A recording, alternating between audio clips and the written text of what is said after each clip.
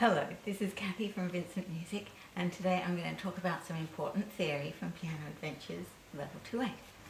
And today we're going to talk about transposing, and which is sounds like a fancy word, but all it means is moving across. So changing your position across. And we've done some transposing before. Every time the book says the student should play an octave higher, we know it's going to sound the same, except just a bit higher. We can start, that one started with my thumb on C. I could put my thumb on any C and play the same thing, and we just know it would sound right. But we can also transpose to start on any other note we want. And we know with that tune, Bach's Minuet, it's actually written in G, so if I put my thumb in G, it will still sound the same. It's the same tune. But listen to what happens. You think, what about any other white note? Would they all work? But what happens if I put my thumb on an E? Let's see what that sounds like. Sounds a bit mental, doesn't it? And listen what happens if I put my thumb on B. Ouch! It's nasty. Why? Why is it so nasty? The answer is because even though we're playing the same rhythm and the same fingering, the intervals that we're playing are not quite the same. They're a little bit off. The answer to this transposition riddle lies in the notes that we're not playing, as well as the notes that we are playing. So when we play the minuet in C, there's 3 notes that we're not playing there. They're the black notes. And there's one black note between the first and second step. We're stepping over a black note. And then between our second and third finger, we're stepping over a black note. But between our third and fourth finger, there's no black note there. And then between our fourth and fifth finger, there's another black note. And the term for that is, it's called a semitone when you're not stepping over one of the keys, and it's called a whole tone when you're stepping right over one of these black ones. So in the key of C, we go from C and we do a tone to D, and then another whole tone to E, but then it's only a semitone between E and F, and then there's a whole tone again. Got to step over that F sharp to get to G. And if we have a look at the same thing in G, if we look at our fingers again, we'll see we've got the same pattern of tones and semitones.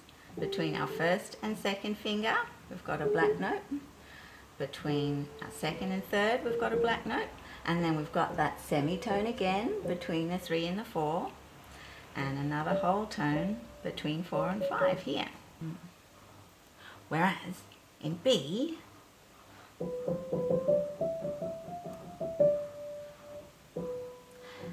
the semitones are all different. We've got a semitone here between B and C.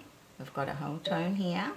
We've got a tone between the 3 and the 4, which is not what we wanted. And we've got a semitone between the 4 and the 5. Which is why our minuet sounds so horrible. What we want is to be squeezing a little note between the first and second finger to make it into a tone, and then we've got to step across a note to make a tone between 2 and 3, and then we want a semitone, and a semitone above this black one is this E, and then we want another tone between the 4th and 5th finger. So we've got to miss that one out and get up to there. So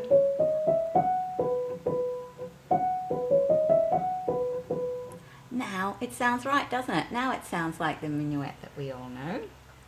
So the B 5-finger scale goes B, C sharp, D sharp, E, F sharp. And that's got the same pattern of tones and semitones as doing it in C. Or in G. And once you know the pattern, you can start on any note you want. In the book, they start talking about the D 5-finger scale. So put your thumb on D. If we do it all the white notes, it sounds a bit creepy, doesn't it? it's in a minor key because one of our notes is wrong. Let's have a look and see which one. So between our thumb and second finger, we've got a black note. That's what we wanted. But look, we've got the semitone here between 2 and 3. We want it between 3 and 4. So if we move this finger up to the F sharp, so I've got a tone there, and then we want our semitone between 3 and 4.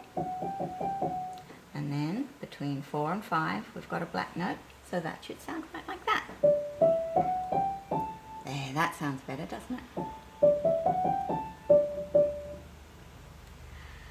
And what's another one we haven't tried? We could even try starting on a black note. Whoa, going crazy. How about this black note? So if we start on this A flat, we want a tone between 1 and 2. So skip over the A to the B flat. And then we want a tone between our 2 and 3. So we jump over the B to the C. And then between 3 and 4, we want our semitone. And then we want a tone at the end. So we skip over the D. Or step over the D, I should say. We don't want to mix it up with our skips and steps, do we? So in A flat, we go A flat, B flat, C, D flat, E flat.